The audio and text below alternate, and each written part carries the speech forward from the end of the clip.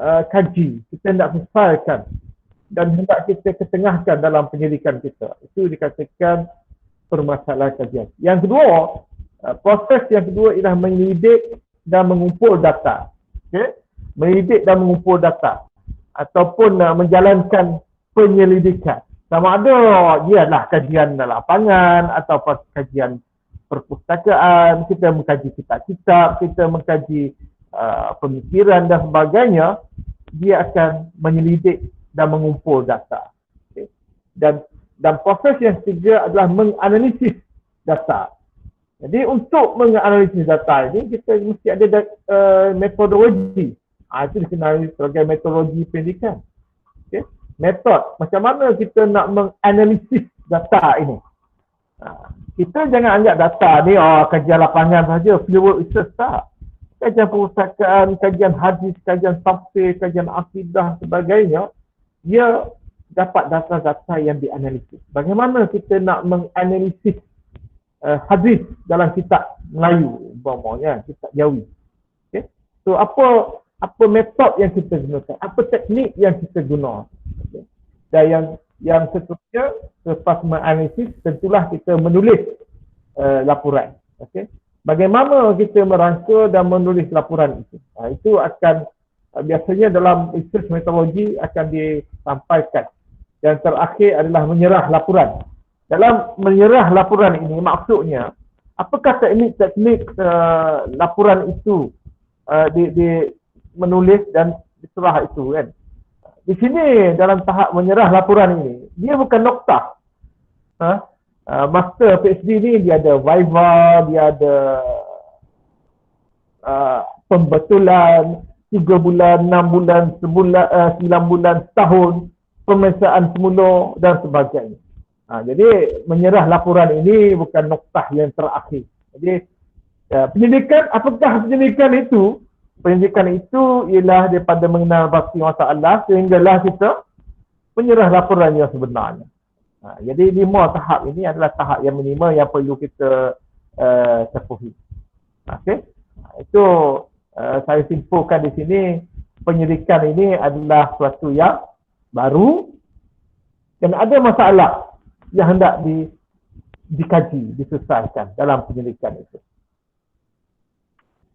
Okey, ini tajuk yang diberikan kepada saya oleh saudara Syahrir pagi ini, iaitu persediaan menjalankan penyelidikan. Okey, ini perkara yang kita kata sangat relevan. 4 perkara ni sebelum kita menjalankan penyelidikan. Pertama, penentuan tajuk kajian. Ini sering kali menjadi masalah kepada pelajar. Yang kedua, mengenal pasti masalah kajian. Yang ketiga, menentukan tujuan kajian. Dan yang keempat, mengenal pasti masalah kajian. Ini sama redundant dengan yang atas tadi. So, 3 perkara ini yang kita nak lihat. Okay, penentuan tajuk kajian. Okay.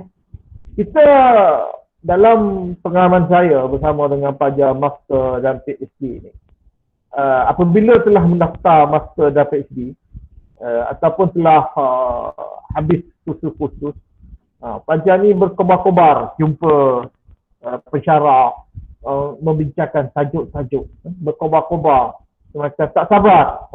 Ada tu setiap minggu datang jumpa, ada tu WhatsApp lagi, email lagi. Okey, tu saya dah ada pengalaman semua kan. Yang berkobar-kobar ni pun satu masalah juga. Kadang-kadangnya kita panggil hangat-hangat tahi ayam kan. Lepas tu, ya, saya dah sangka kalau orang berkobar-kobar ni biasanya ada masalah di pertengahan jalan. Yang kedua, buntu. Tak tahu nak buat apa ni. Tak tahu. Kita mesej ke dia, kita tanya, masih fikir lagi nak buat apa, tajuk tak tahu ni. Macam mana ni nak cari tajuk ni? Nak cari tajuk pun tak tahu. Okay? Saya ni kata, Ana ni kata nak macam mana nak buat tajuk ni. Susah dah. Kan? Yang ketiga, ragu. Ragu ni, ini pengalaman saya share pengalaman. Ragu ni, mula-mula dia minat buat tajuk tu. Nah, mula katakan nak tajuk tentang, saya bagi contoh je lah. Nak tajuk tentang perkembangan pemikiran Islam liberal di Malaysia. Dia minat lah. Dia buat literature review. Lepas tu, saya tak berapa boleh lah. Saya nak buat tajuk lain lah pula. Lama sebulan, 2-3 bulan. Ada tajuk baru pula. Okey. Cuba kita tengok macam mana. Saya rasa saya tak boleh buat tajuk ni. Saya ada tajuk lain lah. Ini ragu ni, skeptik ni. Habis 1 semester. Membazir masa begitu. Akhirnya tajuk tak ada. Okay. Yang keempat, ini saya share saja pengalaman-pengalaman. Yang tak kisah. Tak kisah buat tak tahu je. Akhirnya, kena tambah semester tulis surat. Okey. Okay. Dia macam dia dah, yang buat khusus ada habis khusus. Yang daftar dah lama daftar. Tak kisah. Tapi bila dah warning, barulah menggelabah. Jadi yang kelimanya yang mengambil masa yang lama. Okay? Mengambil masa yang lama untuk buat keputusan tajuk. Dia dah ada tajuk. Tapi mengambil masa yang lama untuk fikir tajuk itu. Sesuai tak sesuai, boleh tak boleh. Sama lah. So itu pun satu penyakit. Saya rasa ada antara kita ni, 5 tajuk antara kita ni, ramai-ramai 20 orang pagi ni, salah satu ni ada. Terutama tajuk yang buntu mencari tajuk kajian. Okay. Jadi yang paling pentingnya beginilah. Saya ada dengar tak?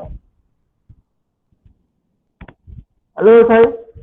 Ada dengar Prof. Okey. Saya takut saya bercakap seorang je.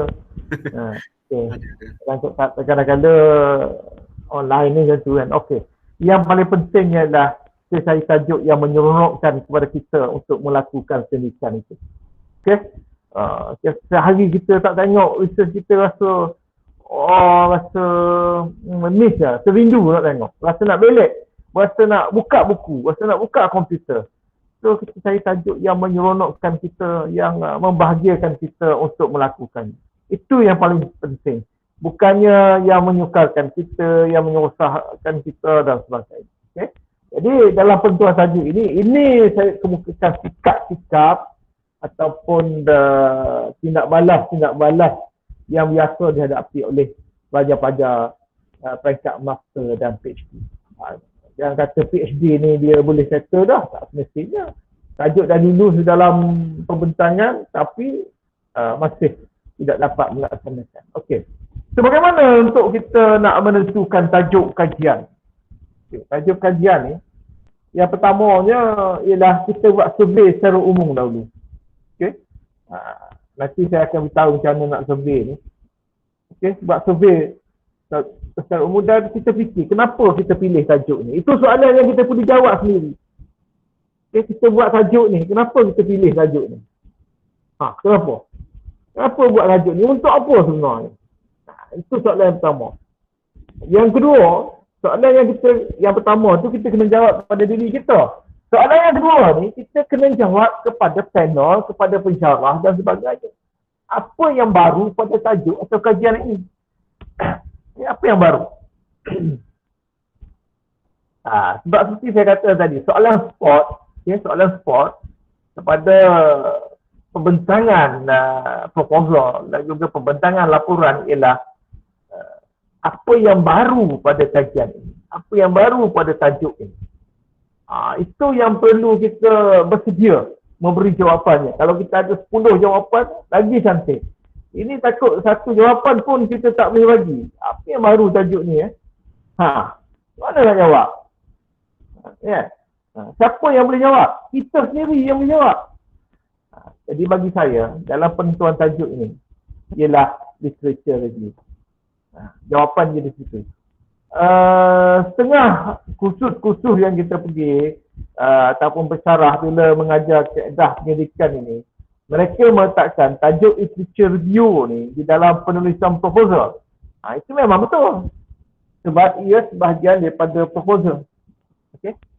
Dan ada setengah universiti meletakkan literature review ini sebahagian daripada tajuk khusus. Satu bab ada yang meletakkan dalam pendahuluan. Itu style universiti masing-masing lah. Kita tak boleh nak petikatkan perkara ini. Cuma selalu dalam kursus-kursus kaedah pendidikan, literature review ni diperkenalkan ataupun diketengahkan semasa menulis proposal. Okay? Bagi saya bolehlah, tetapi sebenarnya literature review ni perlu ditulis masa menentukan tajuk lagi. Apa itu literature review? Literature review ni iaitu kita membuat kajian terhadap literature, bahan-bahan bertulis. Sama ada jurnal, buku, kertas-kertas proceeding, website dan sebagainya. Itu kita perlu buat kajian. Okay. Ini adalah tindakan pertama yang perlu dilakukan. Bukan setelah kita dapat tajuk baru kita nak literature review. Tak, sebelum kita menulis kita sudah buat survey, literature review. Kita mereview, kita menganalisa, mengkaji bahan-bahan untuk mencari satu tajuk yang kita paling mantap, yang menarik. Nanti apa tajuk yang menarik itu saya akan jelaskan nanti. Okay? Sebab dia adalah untuk mengenal pasti tajuk yang terbaik. Apabila kita membaca banyak-banyak artikel-artikel dalam jurnal-jurnal, okay, dalam buku ataupun website dan sebagainya, dia memberi ilham kita pada satu tajuk yang terbaik yang boleh kita cipta. Okay? Kita ada satu tajuk umum, tapi kita nak khususkan tajuk itu, kita harus membuat literature review. Nak tambah ayat, nak tambah perkataan, di mana sepatutnya untuk membina satu perkataan yang kita panggil jamak, manak, jitu pada tajuk kita itu. Okay? Yang kedua, faedah literature review ni adalah untuk kita membandingkan tajuk, objektif, metod dan dapatan kajian yang telah ditulis sebelum ini. Okay? Dia akan beri ilham kepada kita untuk membina objektif. Okay? Bukan setiap proposal membuat literature review. Itu saya kata. Bila kita ada literature review, kita boleh merangka objektif kajian dan metod yang sesuai dan dapatan kajian yang kita boleh jangkakan berdasarkan kepada jurnal-jurnal ataupun tulisan-tulisan yang telah ditulis ataupun dilakukan sebelum ini. Itu pentingnya literature review. At least sebelum buat tajuk ni, kita dah baca katakan 10 artikel. Berdasarkan 10 artikel dalam bidang yang kita nak buat tu, dalam bidang katakan Islam liberal di Malaysia ni, kita dah jumpa 10 tajuk, kita baca 10 artikel. Daripada 10 artikel ni, kita dah ada idea. Kita blend semua, kita kisah dari tajuk itu, dan kita murnikan, kita tapiskan, menjadi tajuk kita punya. Begitu. Okay? Cuma idea umum kita dah ada. Satu kita nak buat tentang liberal, Islam liberal di Malaysia. Okay. Tapi aspek mana, pendekatan bagaimana, perspektif apa dan sebagainya, okay? Perbandingan atau tidak. So kita baca lebih kurang 10 artikel, kita saring, kita blend, kita saring dan kita tapis, kita murnikan.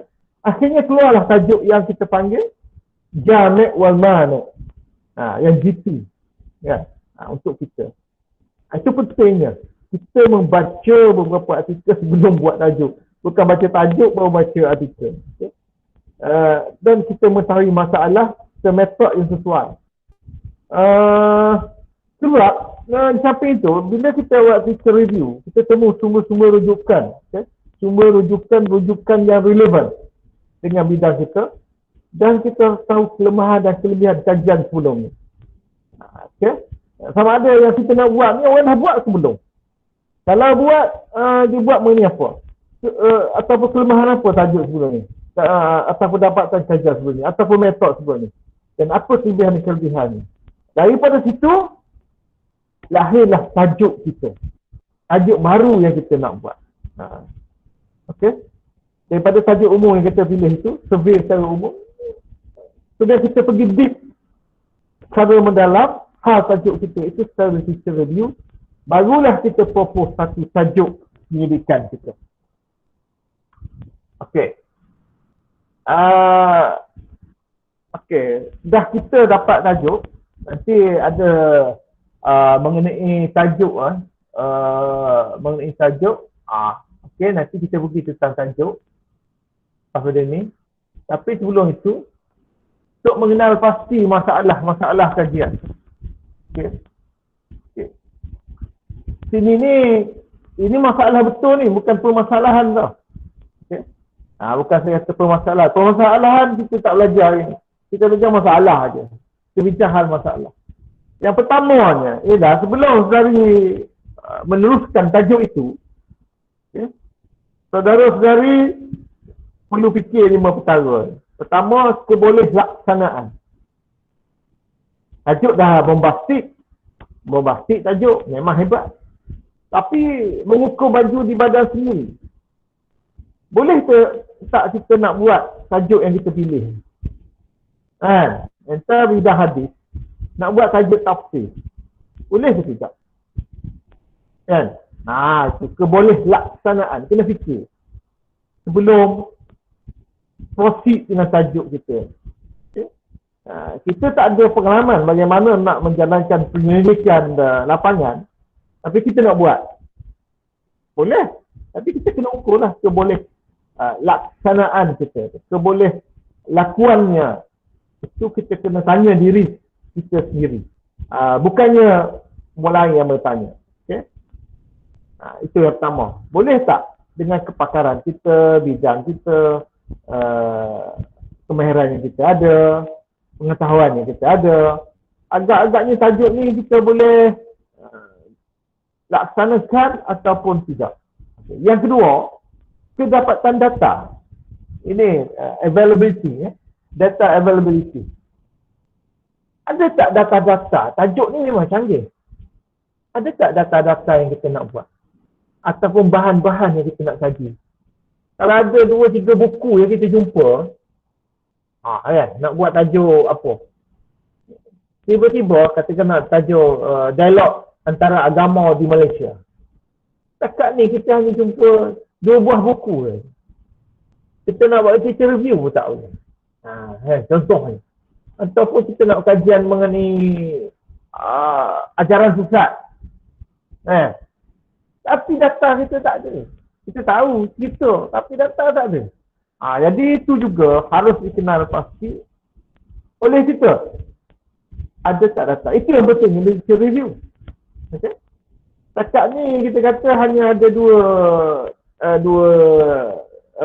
penulisan. Penulisan pun tidak kuat, bukanlah bidang. So bagaimana untuk kita mengatasi masalah? Yang ketiganya ialah kemampuan melaksanakan kajian. Okay.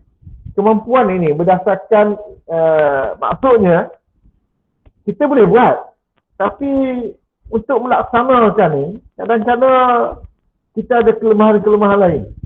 Okay. Contohnya kita tak ada kemahiran untuk menganalisa secara statistik, kan? Ataupun kita tak tahu SPSS, okay? Ataupun yang kita buat ni begitu luas kawasannya. Itu. Yang kedua, masa. Yang keempat ialah mengukur masa. Research ni, kita ada scholarship 3 tahun. Tapi research ni kita nak siap 4 tahun. Kena realistik lah. Atau kita nak siap dalam 1 tahun saja. So kita harus, bagi pendidik harus mengukur masa. Dan yang seterusnya mengenal pasti lokasi dan kos. Okey, lokasinya bagaimana dan kos. Adakah ia melibatkan kos yang kita tidak tertanggung, ataupun dia boleh diputi oleh kos kita sebab kita ada dana dan sebagainya. Ini masalah-masalah yang perlu kita kenal pastilah. Yang lain-lain yang tak boleh ditulis di sini, seperti juga mungkin masalah supervisor. Kita dah tahu supervisor ni syadik. Adakah kita nak buat dengan dia? Ataupun kita tak kisah syadik tak syadik, yang pentingnya ilmu dia yang penting. Itu kita kenal pastilah. Kalau kita dah kenal pasti bahawa dia ni memang pemalas, Kan, ramai student fail bawah dia. Kita kena elak awal-awal, beritahu jabatan, beritahu pusat, beritahu fakulti. Saya kalau boleh tak nak dengan supervisor ni. So, kita dah tahu. Ramai dah student-student sebelum ni bercerita, kalau buat dengan supervisor ni memang dia tak membantu kita. Tak supervise kita pun. Okay. So, dan ramai yang fail ataupun ramai yang tak habis. Kan?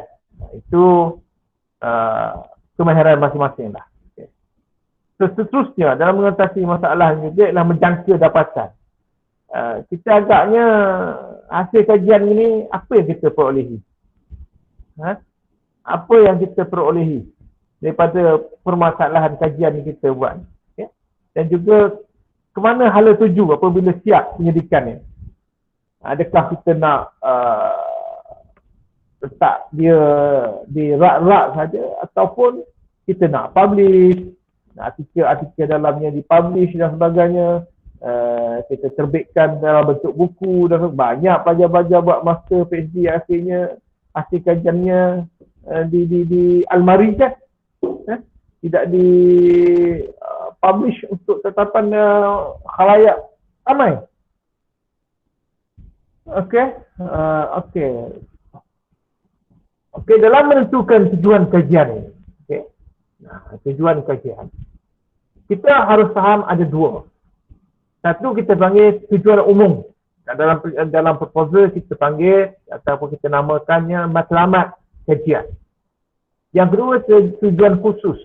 Ia dikenali sebagai objektif. Okay. So dalam penulisan proposal ada dua perkara yang kita tulis. Iaitu matlamat dan objektif. Dia lain. Sama ke matlamat objektif? Sama tapi tak serupa. Kenapa? Matlamat ini adalah tujuan umum. Tujuan umum. Tujuan umum yang ingin dicapai dari kajian. Okay. Biasanya dirujuk kepada tajuk. Kalau tajuknya ialah katakan mengukur tahap kefahaman pelajar-pelajar ataupun kita panggil atau tajuk lain tahap keberkesanan kelas kafah terhadap pelajar. Itu tajuk kajian kita kan. Okay. Tahap keberkesanan kelas kafah negeri Perak terhadap para pelajar. Contohnya gitu Jadi apa kita tujuannya? Tujuannya ialah mengkaji tahap kefahaman pelajar-pelajar kelas kafah negeri Perak. Gitu. Okey. Itu tujuan umum. Boleh Iaitu dipanggil matlamat kajian. Kalau dalam bahasa Inggeris dipanggil aims of study. Aim. Matlamat ni tujuan umum. Macam mana nak kata tujuan umum? Iaitu merujuk kepada tajuk. Biasanya ditulis kepada tajuk dalam 2-3 baris. Okay. So, sebagai contoh, mengkajilah. Kajian ini bertujuan untuk mengkaji tahap kefahaman pelajar sekolah-sekolah agama negeri Perak dalam subjek sejarah Islam. Contohnya. Itu matlamat. Tapi ada perkara yang lebih utama lagi dipanggil objektif. Objektif kajian. Berdasarkan tajuk yang kita ada, maka melahirkan objektif. Okay. Apa yang hendak dicapai secara khusus dalam kajian ini. Jadi, secara khususnya, objektif mungkin 3, mungkin 4, mungkin 5. Okay. Mungkin 10. Itu luar biasa. Biasanya kita tulis 3 hingga 5. 1 dan 2 tidak dibuat orang. Lebih pada 5 pun orang tak buat. Biasanya 3, 4, 5. Okay. Jadi objektif ini hendaklah realistik untuk dicapai. Maksudnya sehari nak buat kajian ini, tajuk ni realistik untuk dicapai. Jangan kita memikirkan ataupun merangka objektif-objektif yang tak mungkin kita sendiri boleh buat. Boleh capai. Okay. Sebab dalam penulisan laporan nanti, dalam kaedah ni kan dia ada tajuk menulis laporan. Okay. Jadi dalam menulis laporan, setiap objektif perlu dihuraikan pencapaian. Maksud saya gini tau. Sebagai penilai, sebagai pembaca, saya lantik sebagai penilai, antara perkara yang saya tengok ialah kalau saudari buat 4 objektif, saya akan cari 4 objektif ni di mana. Tercapai ke tidak? Dan kalau capai, bagaimana dihuraikannya? Kalau saudari kata objektif kajian ni ada 5 kan? Saya sebagai penilai, saya akan cari 5 tu letaknya di mana? Susunnya di mana? Kalau 5 objektif ini tidak dihuraikan, maknanya penyelidikan ini telah gagal mencapai objektifnya. Okey. Jadi perkara ni saudari hendaklah beri perhatian. Bukan sekadar menulis objektif, tapi dia ada pencapaian akhir. Yang kedua, juga harus dipikir bagaimana metod yang digunakan untuk mencapai setiap objektif saja. Okey. Kita dah ada objektif. Jadi macam mana setiap objektif itu hendak dicapai? Okey. Sebenarnya setengah orang susah nak merangka. Dia ada tajuk. Tapi dia fikir objektif kajian dia ni macam mana? Tajuk dah ada. Di sini perlu kepada idea-idea, cetusan idea. Saya bagi tip-tip untuk mendapatkan hasil ataupun idea setelah kita merangka tajuk, kita nak bina objektif, kita buat macam mana? Kita biasanya kita tulis ayat untuk mengkaji. Nak kaji apa? Okay. Untuk mengenal pasti, untuk mengukur, untuk menganalisis, untuk membanding, okay, untuk membuktikan. Kalau dalam kepala saudara-saudari ada kalimah-kalimah ini, dia akan memberi cetusan idea kita untuk memikir tajuk. Apa benda memikir objektif? Contohnya, untuk mengkaji tahap kemahiran pelajar dalam kelas tajwid. Kan? Contoh dia macam tu. Okay? Atau untuk mengenal pasti. Untuk mengenal pasti masalah-masalah yang hadapi oleh para pesakit COVID-19. Okay. Atau untuk mengukur tahap kefahaman ataupun tahap amalan para banduan di penjara wanita. Contoh. Untuk menganalisis, untuk menganalisis isu-isu semasa berkaitan dengan COVID-19. Contohnya. Untuk membandingkan pendapat golongan wanita dan lelaki terhadap isu, contohnya isu pendidikan anak-anak. Untuk membuktikan dan sebagainya. Jadi, bila saudari dah ada ungkapan demikian, saudari boleh membina. Dalam buku saya bagi banyak lagi lah di sini sebelah dia ni ya. Membina objektif saja. Okay? Kalau tak ada perkataan ni, kita pun sukar untuk bina objektif ni. Okay? Jadi benda ni ambil fikir kita nak buat objektif. Sebab objektif ni sebagaimana saya sebutkan, kalau saya buat 6 objektif ni kena buat kajian. Dan 6 objektif ni perlu dilaporkan secara jelas setiap satu daripadanya. Kalau kita tertinggal 1 dan 2, bermakna kita telah gagal dalam penyelidikan kita. Okey. Begitu. Okey, seterusnya, okey, menentukan tajuk. Okey, menentukan tajuk. Sebab kata nak santai je ni kan. Okay, kita santai. Saya santai kan? Santai je Prof. So, saya ni nampak tak santai. Okey Prof. Sambil-sambil tu kalau nak jawab soalan pun ada dekat bahagian chat tu ada yang tanya soalan. Oh, saya tak nampak dalam chat ni. Nantilah kita tu. Okey. Okey, saya nak cerita tajuk ni. Pertama, tajuk mesti catchy. Mesti catchy. Kan? Mesti catchy. Mesti catchy. Contoh lagu, kalau kita tengok album Datuk Siti Nurhaliza kan, tajuk dia Jerat Percintaan. Kan? Catchy tak? Jerat Percintaan, catchy kan? Apa lagi? Jadi dalam Sesari Bina tajuk ni, dia catchy. Orang baca, oh, apa dia ni? Menarik ni.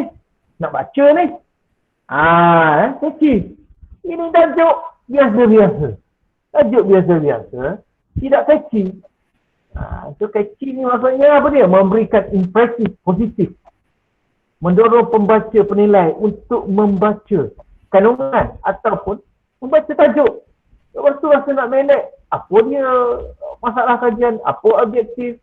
Apa metodologi tajuk ni? Okey? Wow, hebat tajuk ni. Ini tajuk biasa-biasa.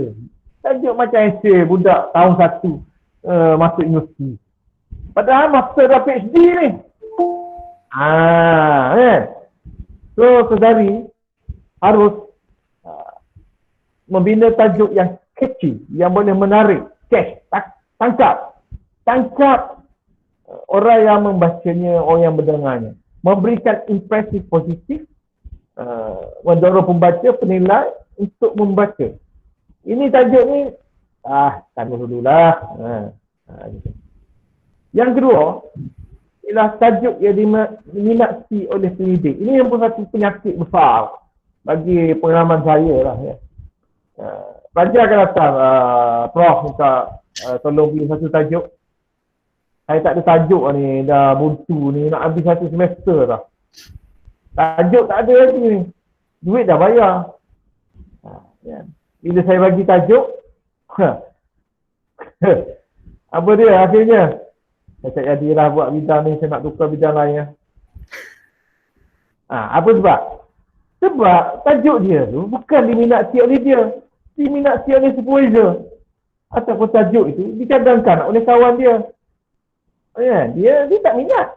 Itu saya kata tadi, tajuk itu mestilah yang menyeronokkan kita. Yang diminati oleh penyelidik itu sendiri. Bukan oleh supervisor. Supervisor ni disupervise dari segi knowledge dan teknik je. Yang nak buatnya kita. Okay? Itu yang penting. Yang ketiga, yang keempatnya, tajuk tidak terlalu luas. Okay? Jangan buat tajuk terlalu luas. Nak kaji seluruh Malaysia. Come on. Ataupun seluruh dunia. Macam mana nak selesai? Kita ada 3 tahun saja ataupun 2 tahun saja nak kaji. Terlalu luas. Tajuk kita tu. Kajian ke atas, kajian kefahaman rakyat Malaysia terhadap konsep negara Islam. Rakyat Malaysia terhadap konsep negara Islam. Ya. Bila boleh habis? Kalau kita buat khusus lainlah. Kajian kes pelajar-pelajar di Sekolah Menengah Sultan Ahmad Shah. Itu tidak terlalu luas. Okay. Jangan terlalu sempit pula. Kalau terlalu sempit, dia menyusahkan kita. Itu je. Jadi bagaimana nak terlalu luas, tak terlalu sempit? Jadi itu kemahiran kita. Itu pentingnya literature review. Okay? Literature review itu penting. Tak terlalu luas, tak terlalu sempit. Sempit itu menyusahkan kita. Terlalu fokus, kita tak boleh berkembang. Nak buat 3 bab pun tak boleh. Tajuk kita ni hanya boleh tulis 1 bab je. Ataupun 2 bab je. Okay. Dan yang seterusnya, tajuk tahan diuji. Orang tanya sikit tajuk kita dah mengelabah. Kita tak boleh nak explain. Itu belum waifak. Kawan kita tanya, dah tajuk kau ni mana? Apa sebenarnya? Aku pun tak tahu. Aku sendiri pun tak faham tajuk aku ni. Aku tulis je. Aku hantar lepas 3 tahun kuasa lulus. Aku sendiri pun tak faham. Banyak kes macam tu. Wah kan. Aku sendiri pun tak faham. Pergi viva, pergi pembentangan proposal, tak boleh jawab. Sebab apa? Sebab dia sendiri tak faham. Tajuk dia tu, orang bagi. Atau tajuk dia tu dah. Masa dah nak habis, tajuk kena hantar dia pun, ambil lah, buat lah tajuk tu. Okay. So, yang kita latar belakang kajian membantu dalam mengemaskan tajuk. Okay.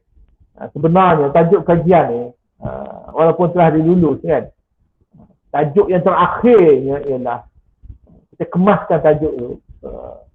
Apabila kita sebenarnya ini kemungkinan tak berlaku lah. Ada setengah universiti boleh menerima, ada setengah tak universiti boleh menerima. Ialah apa sih kalau tulis buku lah kan, kita tulis buku. Tajuk ni apabila kita telah siap tulis buku, itulah tajuk yang sebenarnya. Ataupun kita tulis paper. Ya, tajuk yang sebenarnya apabila kita telah siap, kita baca keseluruhan, itulah tajuk yang sebenarnya. Setengah-setengah universiti, setengah-setengah fakulti membenarkan pengubah keluaran tajuk dengan syarat dibawa kepada jawatan kuasa pemeriksa ataupun kepada fakulti. Itu tengoklah berbeza. Setengah universiti kena lulus peringkat jawatan kuasa pemeriksa, ada setengah fakulti cukup dengan fakulti, ada setengah universiti terserah kepada supervisor. Okey. Tajuk yang terakhir yang kita setuju. Kalau tidak, kita kena kekalkan dengan apa yang tulis. Jadi, kata tajuk boleh berubah tak berubah itu bergantung kepada universiti dan fakulti. Tidak ada satu yang tepat lah. Okey. Yang membantu mengemaskan tajuk sebenarnya, ini tajuk yang belum kita hantar kan. Pertama, literature review. Itu saya kata, literature review. Artikel yang kita baca, okay? Buku yang kita baca, penyelidikan yang kita tengok dan sebagainya, internet yang kita search, itulah yang membantu kita mengemaskan tajuk sebelum kita hantar. Yang kedua adalah supervisor kita, okay? Penyelia kita, musyrif kita, perbincangan kita dengan musyrif. Itu pentingnya perbincangan. Ada setengah pelajar ni dia tak bincang macam mana, kemudian dihantar. Akhirnya supervisor pula yang hantar. Saya pun tak tahulah student ni. Adalah jumpa sekali dengan saya. Katanya dulu nak buat tajuk ni, tapi rasanya taklah macam ni. Okay. Yang ketiga, discussion. Perbincangan kita dengan kawan dan sebagainya. Adalah memberi ilham kepada tajuk yang kita nak buat. Dan yang keempatnya adalah peta minda. Peta minda ni, saya sebenarnya, okay, pendekatan saya lah dalam mensupervise student. Perkara bila dia datang saya nak buat satu kajian pendidikan, saya senang aja. Okey, tajuk tu nampak menarik, so balik buat satu peta minda. Dan minggu depan ni kita bincang balik. Okey, buat peta minda. Peta minda macam mana? Okey, kita start tajuk tengah-tengah. Buat tajuk tengah-tengah. Ini perkara wajib pada pelajar saya. Okey, buat tajuk tengah-tengah. Okey. Okey, satu daripada peta minda ni cuba huraikan. Okey, huraikan. Satu bahagian huraikan. Ketika kita nak tajuk apa? Tajuk okey. Kesan COVID kepada ibadah umat Islam. Okay? Kesan COVID kepada ibadah umat Islam, maksudnya kita nak kaji masalah masjid, surau sebagainya kan. Itu saja. Okey, cuba satu bahagian tu huraikan. Satu bulatan pada peta minda tu huraikan maksud tajuk. Okey, kemudiannya apa objektif daripada tajuk ni? Boleh tak senaraikan saya 5 objektif? Kemudiannya, permasalahan. Okay, apa permasalahan yang boleh dikenal kajian ini, isu yang nak dibincangkan. Cuba senaraikan. Ada berapa? Kemudiannya metod. Ini tajuknya, apa metodologinya? Okay. Dan beri saya 5 literature review. Okay. So, minggu depan ni boleh jumpa saya? Rupanya seminggu tak cukup.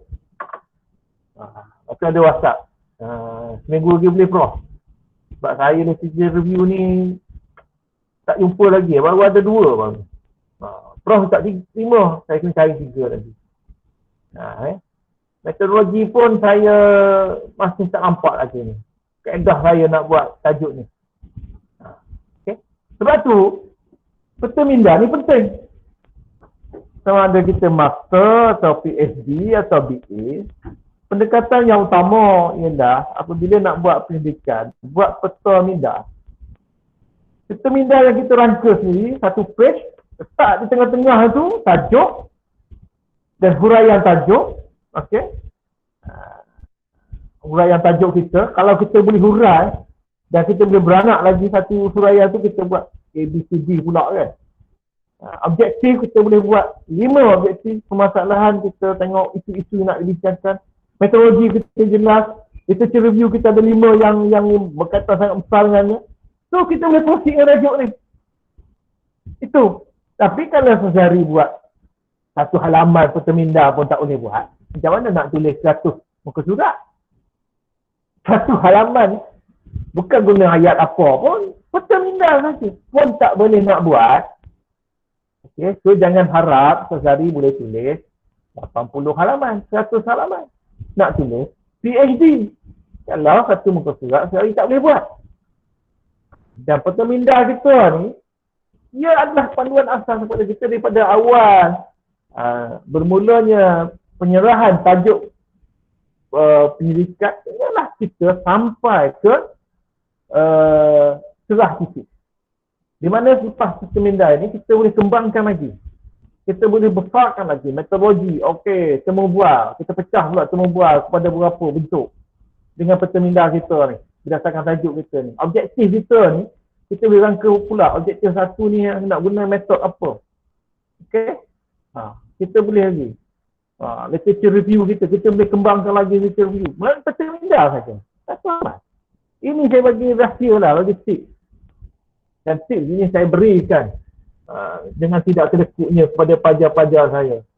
Kalau saudara tak boleh nak buat satu halaman, saya selalu cakap, jangan mimpikan boleh menulis 80 halaman atau 100 halaman.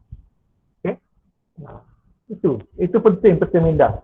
Dia sebut, kita boleh kembangkan tau. Lepas kita dah siap satu bab, kita tengok peta minda kita, ini boleh kembangkan lagi ni. Tu kita tambah lagi sisi kita. Okey. Ini dalam pengenalan. Pengenalan ini sebenarnya dah masuk proposal. Tapi bila Syahir minta saya ceritakan sedikit dalam penulisan pengenalan ini, kita tulis, kita bincanglah. Sebab sepatutnya ini masuk dalam tajuk proposal. It's okay. Okay, dalam pengenalan, apa yang kita nak tulis dalam pengenalan? Pertama, kita memperkenalkan topik kajian kita. Okay. Dan menjelaskan masalah dan motivasi menjalankan kajian ini. Objektif. Objektif ni dia ada bahagian khusus. Tapi di sini kita dah bagi semacam hint-hint. Okay, apabila orang baca, orang nampak dah alif, arah tuju pendidikan kita. Okay.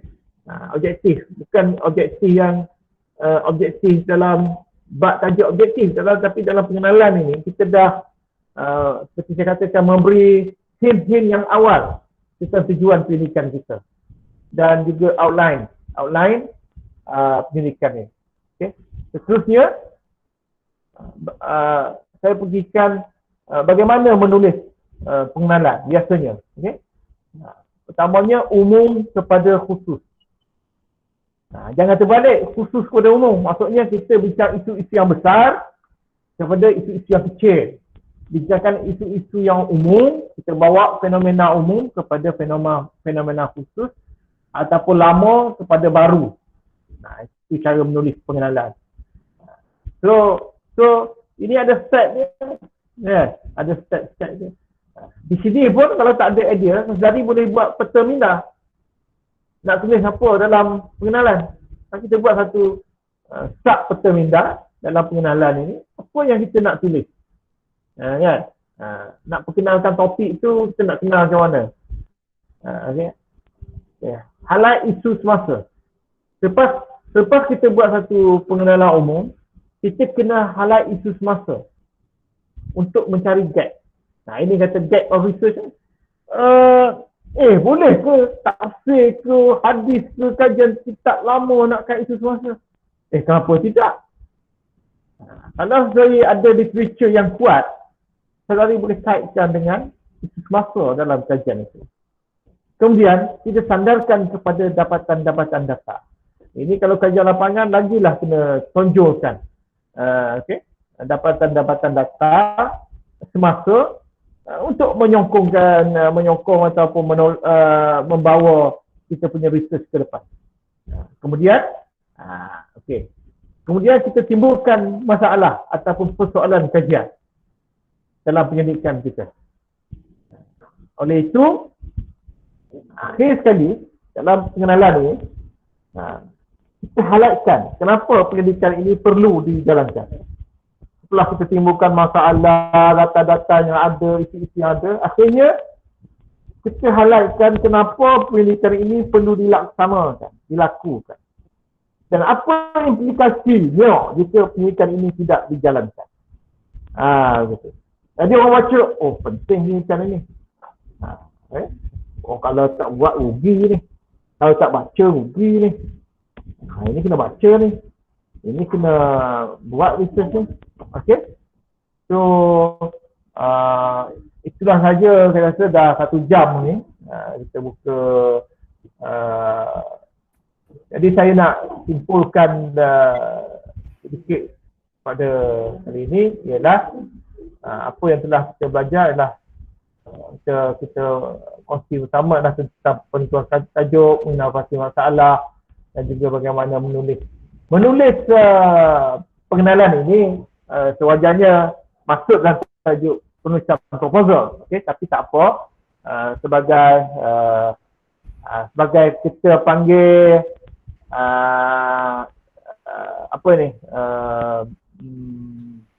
istilahnya sebagai hint awal apa iklan kan.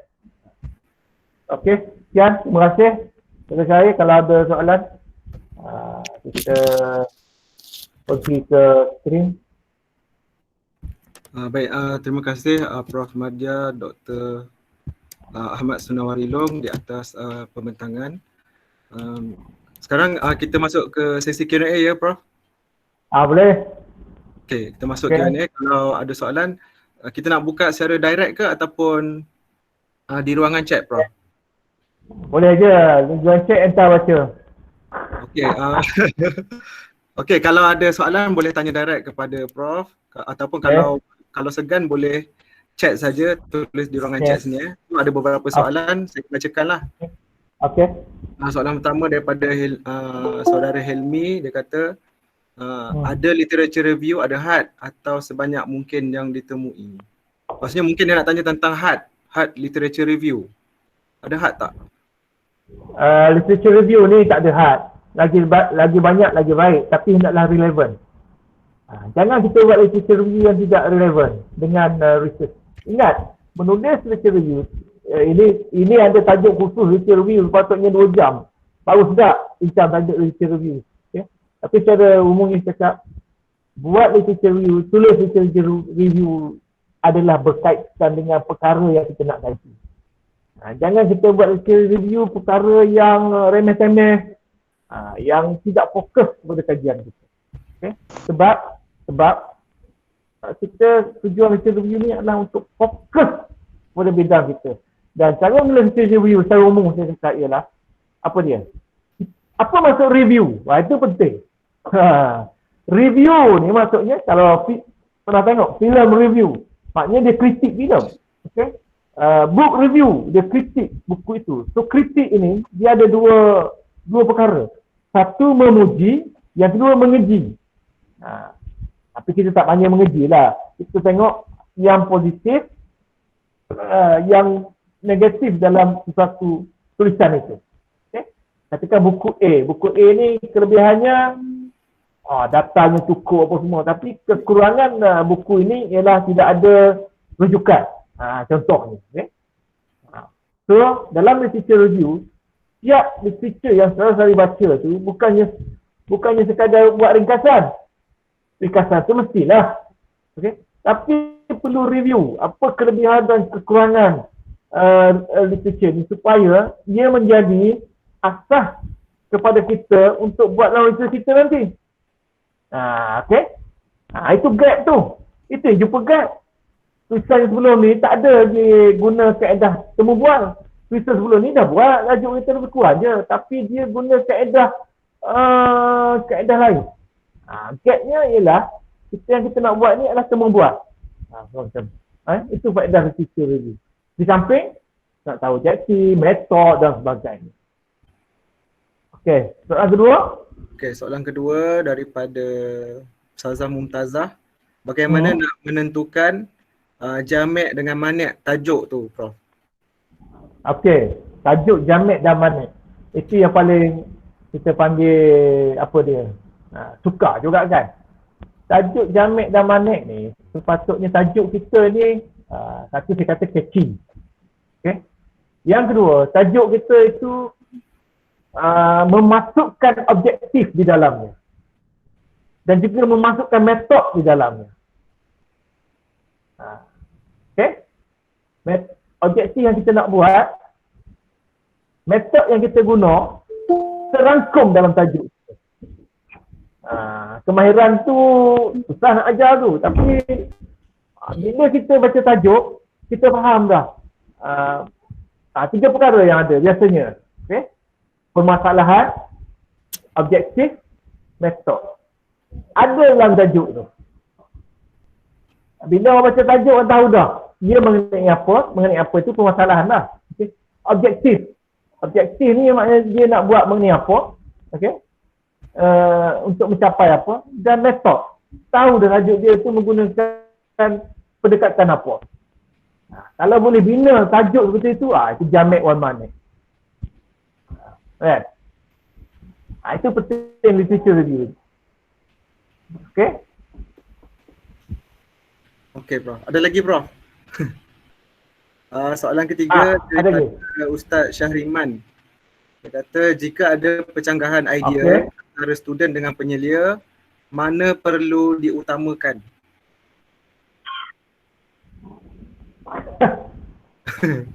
Ini tanya daripada penyelia tu student ni. Kita kena ada adab lah dalam ilmu tu, kena ada adab. Itu dia. Adab ilmu tu ada. Bukan tak boleh bercanggah dengan pensyarah ni. Pensyarah ni dia nak dia dihormati je.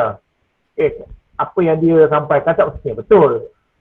Jadi kita sebagai student ni kena ada adab dalam pensyarah. Maknanya kalau kita adab dia tu, kita boleh tunjukkan di mana kesalahan dia, ataupun cara kita memberi pandangan kepada dia tu, kan? Kita tunjukkan data-data literature review kita, pendekatan kita, tidak ada masalah sebenarnya.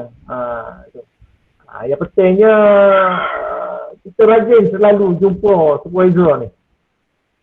Okay. Ini satu semester tak pernah jumpa. Itu masalah tu. Ataupun tahun pun tak pernah jumpa. Ada pelajar macam tu. Jadi kita boleh jumpa dia dengan beradab lah. Pencanggahan tu biasanya dengan supervisor ni tak banyak lah berlaku. Okay. Okay, next dari Muhammad Faizal. Objektif kajian perlu sekurang-kurangnya ada berapa soalannya? Itu soalan yang selalu saya mana bengkel kuliah pelajar akan tanya. Berapa sepatutnya? Nah, berapa? Seperti saya sebutkan tadi, dalam menulis objektif, kita hendaklah fikir keupayaan kita. Kita boleh capai ke apa yang kita rangka. Boleh capai ke tidak? Dengan kemampuan, dengan masa, dengan kemahiran kita. Jadi, minimum kebiasaannya 3. Okay, itu minimum. Maksimum 5. Saya boleh bagi macam tu. Okay? Kalau kurang daripada 3, tak payah buat research. Tulis essay. Okay? Buat essay biasa. Kalau lebih daripada 5, tak payah buat PhD, buat postdoc kan? Ataupun master. Sebab kalau lebih daripada 5, macam mana nak capai? Banyak. So sebaik-baiknya dia antara 3 dengan 5. Okay? Yang pentingnya objektif kita tu tercapai dengan tajuk yang kita cadang. Okay? Sebab itu penting juga dalam penulisan proposal itu. Penulisan proposal dia ajar tentang satu perkara yang panggil limitasi kajian ataupun skop kajian. Okay? Skop kajian. Skop kajian tu kita perlu tulis sebagai berlaku persoalan-persoalan untuk mengelak berlakunya persoalan daripada pemeriksa. Kenapa tak buat benda ni? Kenapa tak buat benda ni? Sebab tu dalam proposal kena tulis skop kajian atau batasan kajian kita. Kita kata kajian ini hanya melibatkan perkara ini, melibatkan masa ini, melibatkan tempat ini saja. Melibatkan di Lembah Kelang saja. Kenapa tak buat pendidikan di Negeri Sembilan? Kalau dia baca, dia tak tanya soalan tu. So, jadi penting dalam penulisan proposal, skop kajian tu kena ada. Kita nak bataskan kajian kita setahap mana saja. Jadi objektif kita tu kena ambil kira lah. Seperti yang saya kata tadi. So, bila ditanya berapa, biasanya 3 hingga 5. Okay? 3 hingga 5. Okay Prof, seterusnya. Ada lagi? Soalan dari Ustazah Mumtazah. Okay. Okay, soalannya, apakah perbezaan kajian Islamic Studies apakah perbezaan kajian Islamic Studies dengan Sains Sosial? Lepas tu dia tanya, macam mana nak kenal pasti kajian ni Sains Sosial ke ataupun Islamic Studies? Macam mana nak bezakan? Ya, satunya subjek. Dia kalau di barat, okay, saya cakap di barat dululah. Islamic Study ni di bawah tajuk religion. Di bawah tajuk religion, agama. Dan religion ini letaknya di bawah humanity and art. Kemanusiaan dan kesusastraan. Dia tak letak di bawah social science. Okay, saya nak jelaskan awal. Kalau di tradisi barat ataupun juga di Malaysia, apabila dalam MQA, Islamic Study letak di bawah religion, bawah agama. Agama pula subtopik dia kepada art and humanity. Dia tak letak di bawah social science. Sebab tu jenis As-Saqafah dia duduk di bawah art and humanity. Dia bukan bawah social and religion. Okey, itu pertama. Jadi untuk perbezaan tadi, perbezaan kajian Islam ni, Islamic Study ni, dia tentang isu-isu je lah. Isu-isunya, pendekatannya, metodologinya adalah bersifat Islamik berbanding dengan social science dan juga etika. Itu panjang ceritanya. Okay, dari segi isunya bagaimana, banyak isu-isu tentang manusia, tentang Muslim, tentang Islam, tentang masyarakat Islam, tentang peralatan Islam, ibadah Islam dan sebagainya berkaitan dengan Islam dan Muslim. Okay. Yang kedua dari segi etika. Etika Islam dia agak berbeza dengan etika pendidikan dari segi barat. Okay? Kita mengutamakan masalah niat, masalah maslahah Islam. Itu. Dari segi metod pun begitu. Ada batasan-batasannya, kita tidak boleh pendidikan itu mengganggu, merosakkan dan sebagainya. Kalau pendidikan barat ini dia lebih terbuka. Okey. Jadi itu soalan kedua daripada Ustazah tadi Bunda. Dia kata macam mana nak kenal pasti kajian tersebut Islamic Studies ataupun Social Science. Saya rasa dah boleh jawab soalan tadi. Soalan seterusnya. Okay, soalan seterusnya daripada Ustaz Syahriman. Semasa Viva, apakah peranan penyelia? Boleh tak dia defend kajian student? Okey, dia ada dua perkara. Okey, kalau dalam konteks Universiti Melaya dan Universiti UKM, user tidak boleh bercakap. Okey, tak boleh cakap. Dan user kena keluar dalam buat keputusan.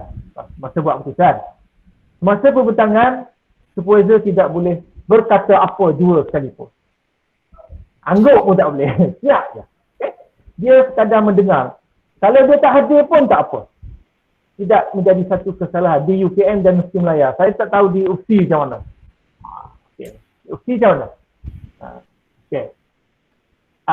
Tetapi ada setengah universiti dia hanya dibenarkan bercakap setelah pelajar itu keluar. Okay. Bila nak beri keputusan, pelajar dikendaki keluar dan akan dibincang oleh panel. Masa itu supervisor diminta diberi pandangan. Ada juga kes setengah universiti. Ada setengah universiti supervisor bersama-sama student kena keluar. Seperti UKM dan Universiti Melaya. Dia tak boleh. Habis cerita. Tak boleh nak defense. Kalau defense, baik supervisor yang buat thesis. Kan? So, saya dalam kes UFSI, wallahualam, saya tak tahu. Tapi majoritinya supervisor tidak dibenarkan mempertahankan thesis pelajar. Okay, kalau teruk sangat, supervisor akan minta pandangan kenapa teruk sangat pelajar ni. Supervisor akan beritahu, dia tak pernah jumpa saya pun. Saya nak ambil, saya sign je dah. Okay, ada lah macam tu. Okay, soalan seterusnya. Okay, seterusnya dari Ustaz Syaiful Azlam. Sekiranya berlaku pencanggahan idea dari main supervisor dengan co-supervisor, mana perlu didahulukan? Dia benda ni sepatutnya tak berlaku, tapi masalah manusia ni kan. Yang didahuluinya adalah main supervisor lah. Supervisor yang kena dahulukan. Itu dilema lah tu. Sebenarnya tak bercanggah. Kalau boleh, sudahlah, kebijaksanaan sudahlah mendamaikan di antara yang bercanggah tu. Jangan mengadu domba pula. Jangan mengadu domba, biasalah. Tapi kita harus mendamaikan supaya kelihatan tidak bercanggah. Dan ni susahlah sikit. Tapi sebenarnya boleh selesaikan. Seterusnya. Okey, seterusnya dari Ustazah Aida Hartini. Ustazah Aida ada tak? Ustazah Aida dengar tak? Ustazah Aida boleh tanya direct tak? Soalan panjang. Okey, dengar. Boleh tanya terus ya? Tanya terus. Bismillahirrahmanirrahim. Assalamualaikum Prof. Minta maaf saya tak buka kamera. Okey. Soalan saya Prof, sekarang ni saya tengah buat PhD dan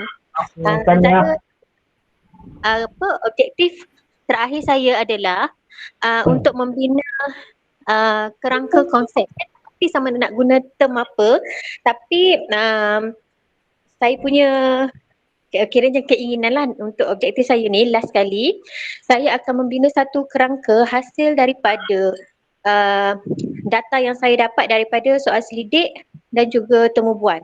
Tajuk saya adalah pelaksanaan spiritual hisbah dalam pengurusan Islam, pengurusan Islam, kajian di PDRM Bukit Aman.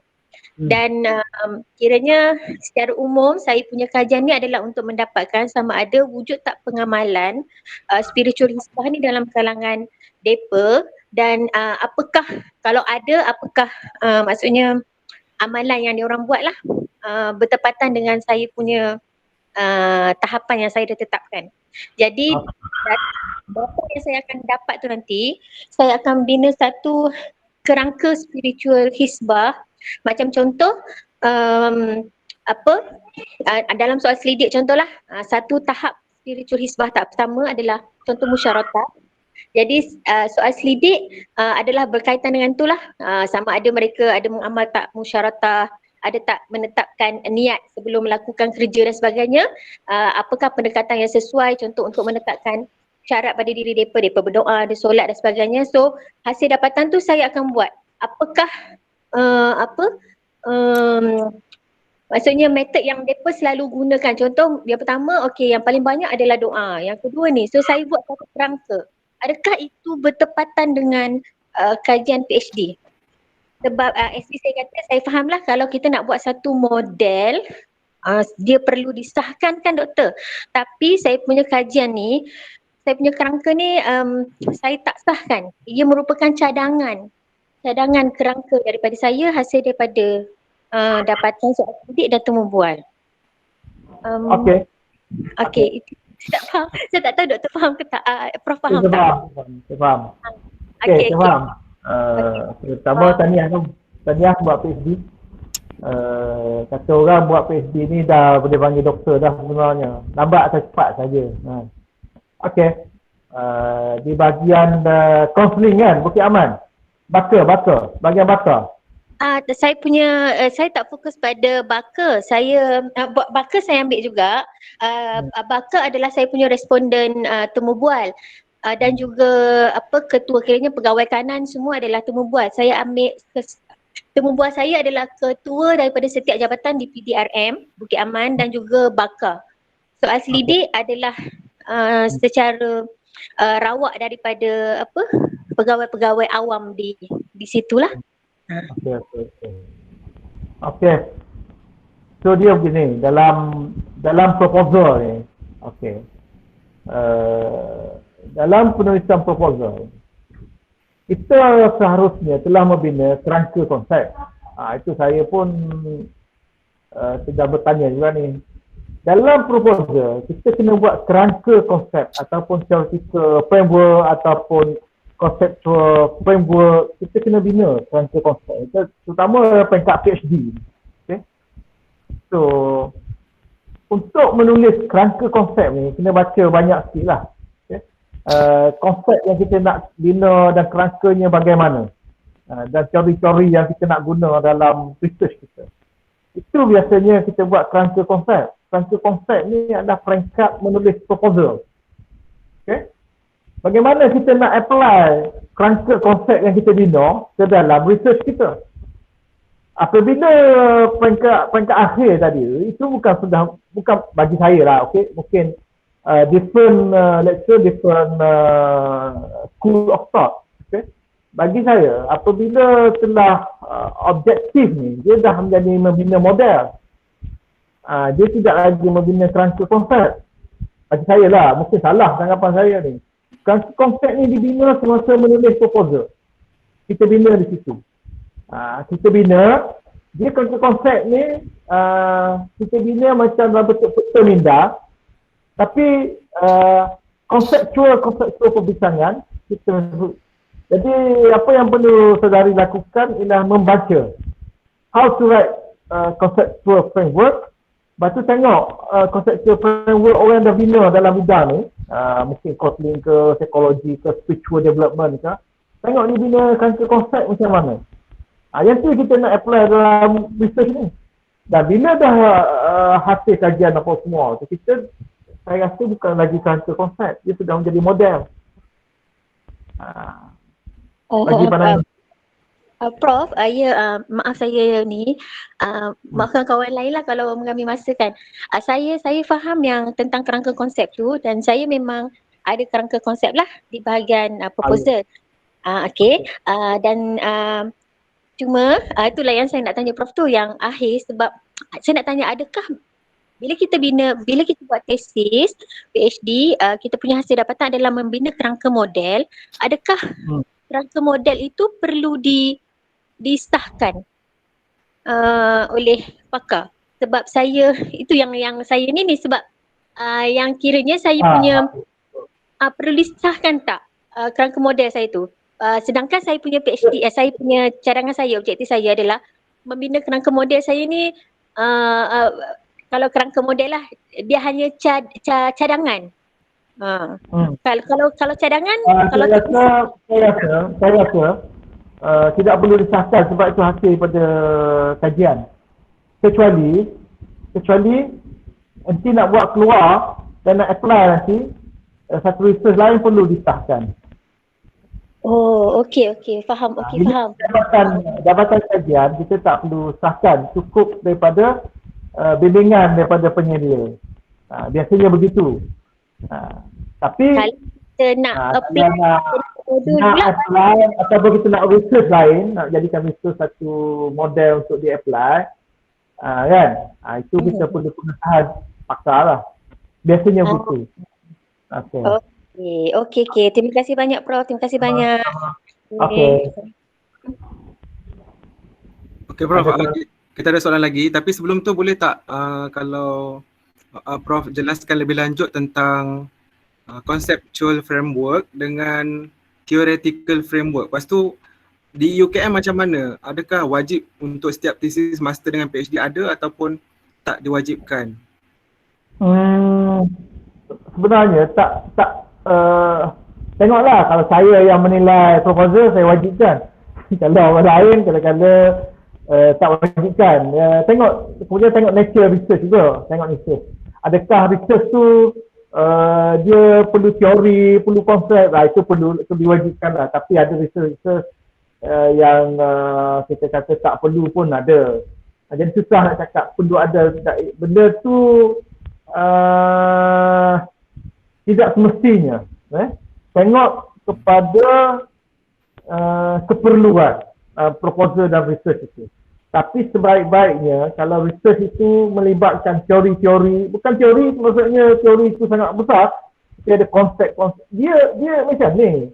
Conceptual framework ni adalah bila kita nak analisa sesuatu, kita mesti menggunakan konsep-konsep yang tertentu dan kita nak buat kerangka dia. Kita sini tak boleh ni, kita kena tunjuk. Nantilah bila kalau saya ada lagi, saya boleh tunjuklah tentang bagaimana membina dan contoh theoretical framework dan conceptual framework. Sebab yang menjadi kelemahan kepada kita researcher dan bidang agama ni, kita buat sesuatu tapi kita tidak ada framework, kita tidak ada kerangka konsep. Kita buat je, kita tak ada kerangka konsep. Kita nak analisa sesuatu, kita guna teori apa? Kita guna konsep apa? Kan? Kita guna konsep apa? Kita guna, okeylah, sebagai satu contoh lah. Nanti nak buat kajian satu kitab lama. Okey? Kajian kandungan kitab lama. Okey? Nak analisa guna konsep apa? Guna teori apa? Guna kaedah apa? Tak tahu? Tak tahu nak guna konsep apa. Saya nak analisis, yelah. Nak analisis buah kitab ke? Tak. Kita nak ambil bab tu. Itu kita guna sampling. Kita guna sampel kan? So sampel kaedah apa nak guna?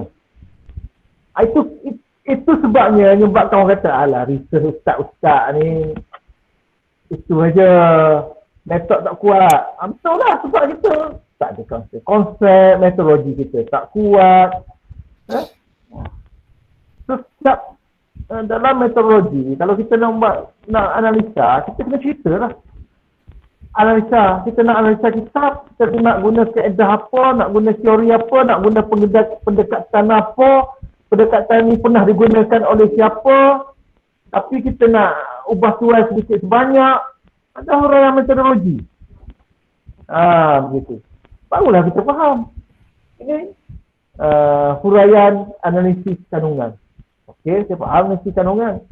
So, nak guna kaedah apa analisa kandungan? Susah. Temu bual. Okey, temu bual dia nak guna kaedah apa temu bual? Kenapa pentingnya temu bual? Siapa yang hendak temu bual kan? Bagaimana pemilihan sampel temu bual dibuat? Tadi kan Dr. Aida Hartini tadi kan dia buat research. Contohnya kan, dia kata di temu bual siapa tadi? Pegawai kanan kan? Pegawai kanan di Bukit Aman, di Bakar. Macam mana dia menentukan responden tu? Apa kaedah penentuan responden? Apa soalan-soalan yang akan ditanya? Apa teknik temu bual beliau? Jauh mana perlunya temu bual dan apa guna temu bual dalam research ni? Kalau tak buat temu bual boleh tak? Bagi soal sidik je. Benda rasional suatu teknik, metod yang kita buat, kita perlu huraikan. Perlu jelaskan.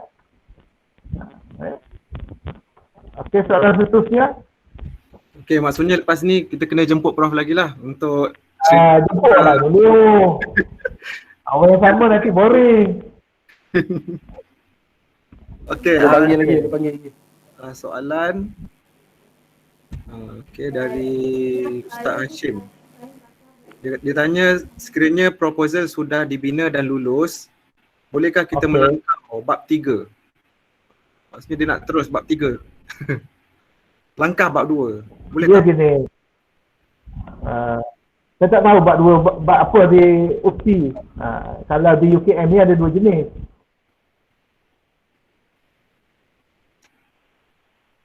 Ada fakulti. Bab 1 tu di situlah pendahuluan, literature review dan metodologi. Duduk di situ. Okay. Ada mazhab pula, dia pisahkan pendahuluan lain, literature review lain, metodologi bab lain. Dia bebas itu. Okay. So, bab 3 maknanya apa saya tak tahu, bab 2 maknanya apa saya tak tahu tadi. Dia melaki bab atau tidak ni. Okay. Dia pentingnya dalam kita kena buat milestone. Kalau pensyarah dia ada milestone. Kita kena buat milestone ataupun pembatuan kerja kita kan. Kita tak kisah nak buat bab-bab mana langkah atau tidak. Yang pentingnya kita mencapai objektif kajian kita. Tapi bab yang pendahuluan ni sebenarnya itulah bab yang terakhir yang kita tuliskan. Kalau kita tulis buku pun macam tu. Bab pertama lah bab yang terakhir yang kita tulis. Bukan bab yang terakhir. Sebab yang sempurna untuk kita ceritakan pengenalan itu adalah bab yang terakhir kita tulis adalah bab yang pertama. Kita tulis sekarang ni bukan yang sebenar. Bukan yang sebenar kita tulis. Yang kita sebenar tulis, kita dah siapnya, kita perlu tulis semula ataupun kita melihat semula bab pengenalan kita. Betul ke pengenalan kita ini berkaitan dengan apa yang kita laporkan, apa yang kita kaji dan buat kesimpulan. Sebab tu kalau tanyanya bab apa yang perlu kita buat yang terakhir ialah bab yang pertama. Tulis buku pun macam tu. Okey.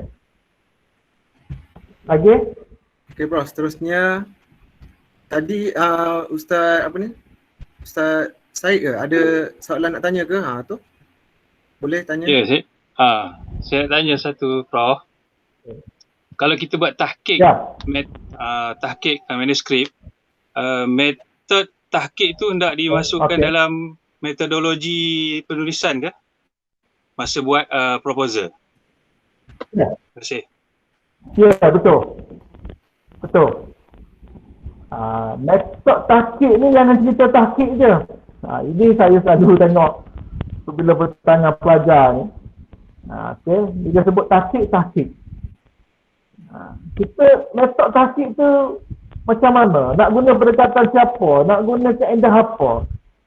Nak tahqiq apa? Itu dalam penulisan kaedah pendidikan ni, saya selalu sarankan kepada pelajar jangan lupa 5WH dalam menulis sebenarnya. Apa? Why, what, when, how, who and how. Dalam penulisan laporan, dalam penulisan kena ingat mesti apa dia, bagaimana, kenapa, bila, siapa tu. Jadi kalau nak buat tahqiq, metod tu hendaklah jelas. Okay? Tahqiq kitab. Kalau nak buat tahqiq kitab, cantik buat satu sesi. Panggil pensyarah yang pernah buat tahqiq kitab, dia bagi ceramah pasal bagaimana untuk tahqiq kitab. Okay? Kalau ada 5-6 orang, jemput je. Okay. Sebab yang buat kajian-kajian kitab ni, banyak itu kajian kitab. Dia belajar. Mesti ada metodologi. Metodologi itu penting. Dan metodologi itu dijelaskan semasa metodologi. Okay. Dan contohnya sekali. Okey. Seterusnya. Okey, seterusnya dari Ustazah Maria. Assalamualaikum. Ya. Assalamualaikum Prof. Maria. Saya dah tulis soalan saya kat situ. So saya nak tanyalah terus. Okey, tajuk saya tentang pemikiran saya mengkaji kitab Dr. Hai Syukur, kitab tafsir. Okay, tajuknya ialah tentang pemikiran Dr. Hai tu dari segi adab ijtimai. Pada aspek belakang-belakang tu tak pasti lagi. Cuma bila saya melihat kepada LR, yang saya dapatilah kalau kita mengkaji sesuatu yang benda tu tak ada dalam LR, tak bagus lah. Sebab dia ada saya dengar lah, maksudnya kita mengkaji benda yang sudah dikaji orang ataupun kita sambunglah kajian orang. Jadi tapi saya pada tajuk saya tu yang berkenaan adab ijtimai tu sebenarnya saya lihat sudah ada dalam LR. Okey, itu pertamalah. Cuma masalah sikit dari segi kitab yang saya nak kaji tu dia macam sikit, baru sikit lah LR dia. Tapi saya lihat dah ada dah tesis tentang tu. Ataupun jurnal pun, ataupun artikel pun ada dah berkenaan kitab Dr. Hai ni, metodologi beliau. Nombor 2, saya nak tanya, kalau saya buat kajian kualitatif, contohnya saya nak sentuh tentang politik lah, contoh politik yang disentuh oleh Dr. Hai dalam kitab tafsir beliau. So saya nak kena baca kitab tu dan saya nak cari yang berkaitan politik. Kemudian saya nak buat penceritaan semula lah ke dari segi yang berkaitan dengan politik tu. Contohlah politik tu. So saya nak kutip semua data-data berkaitan politik. Lepas tu saya susun. Lepas tu saya buat tema-tema. Sebab saya sekarang ni kira kajian kualitatif, Doktor. Tu saja soalan saya. Terima kasih. Soalannya apa benda? Soalan saya? Soalan saya yang pertama, LR saya tu sikit berkaitan dengan Dr. Hai tu. Kitab pedoman mutakhir. Yang kedua, kualitatif tu, bila saya nak katalah saya nak kaji tentang politik yang ada dalam kitab, so macam mana saya nak membuat, menganalisis data lah tentang politik yang terdapat dalam kitab tu. Saya nak cari, kemudian saya nak buat tema-tema, lepas tu saya nak buat sandaran rujukan daripada sokongan daripada tesis-tesis lain ke macam mana? Okey. Saya faham masalah. So, masalahnya adalah masalah. Okey, masalahnya secara adalah dia tak apa. Tak perlu banyak literature review bidang tu, tapi kita mempunyai kebijaksanaan mencari bahan-bahan lain. Orang buat tentang tokoh lain ke. Okay. Tapi kita mengambil pendekatan orang lain buat, tak mestinya mesti banyak bidang tu, tajuk tu. Okay. Tapi kebijaksanaan kita mengambil tajuk-tajuk lain, mungkin tajuk mengenai pensyarah-pensyarah lain, penulis-penulis lain yang dikaji sebagainya, kita bandingkan dengan Ustaz Hai tu. Okay. So dalam literature review itu kita telah membuat perbandingan dengan literature lain. Yang keduanya ialah tentang politik. Jadi kalau nak bicara tentang politik dan tokoh, kita harus mengkaji literature review yang ditulis orang lain dalam politik oleh tokoh-tokoh lain. Daripada situ kita buat literature review. Tak mestinya mengenai Hai Syukur. Okay. Hai Syukur. Literature review ni tak semestinya sama dengan tokoh tu. Tapi mungkin bidang dia, metod dia, objektif dia, okay, pendekatan dia. Jadi kita buatlah bentuk perbandingan. Berbanding dengan apa yang Hai Syukur buat. Ataupun metod metod ini buat syukur ni berbeza dengan orang tu ataupun teorinya lain. Boleh tu, tak ada masalah tu. Banyak kan petafsir lain lagi buat. Terima kasih Doktor, faham saya. Okey. Soalan seterusnya ada lagi? Okey Prof, ada lagi. Soalan daripada Ustazah Maria juga. Dia tanya tentang bibliometric review. Bibliometric. Dia minta penjelasan tentang bibliometric review. Itu saya tak apa faham. Okey, soalan seterusnya, kalau sesiapa ada lagi soalan boleh tanya terus kepada Prof. Kalau tak ada, sementara tu saya tanya dululah. Saya tanya Prof, ada setengah universiti dia letak pendahuluan pengenalan kan, ada setengah dia tak letak pendahuluan. Jadi nak tanya, ada perbezaan tak di antara pendahuluan, pengenalan dengan latar belakang kajian? Maksudnya apa perbezaan? Okey. Dia begini tau. Dalam sebuah tesis, dia ada pendahuluan. Pendahuluan ni kalau English dipanggil preface. Maksudnya satu bab pengenalan. Okay, satu bab satu tu pengenalan kepada seluruh tesis. Ada setengah universiti namakan pengenalan. Ada setengah universiti namakan pendahuluan, bab satu tu. Maknanya ia adalah proposal kita lah, proposal yang telah diubah tuan. Sebab proposal ni dalam keadaan mustakbal, yang mudhari', mustakbal, future tense. Proposal ni bentuk future tense. Tapi apabila kita dah buat laporan, kita harus mengubah kepada past tense, fi'il madhi. Okey? Jadi pengenalan itu atau pendahuluan, setengah mesti panggil pengenalan, dan mesti panggil pendahuluan, itu adalah proposal kita. Okey? Yang telah diubah tuan menjadi sebuah pengenalan. Okey. Yang keduanya, pada setengah universiti, pendahuluan ini ialah pada setiap bab harus ada pendahuluan. Itu dia nak beza pengenalan dengan pendahuluan. Pengenalan kepada tesis. Bab satu. Pendahuluan ini adalah pendahuluan pada setiap bab. Itu beza. Tapi saya tak tahu amalan di UPSI. Saya rasa sama saja. Setiap bab mesti ada pendahuluan.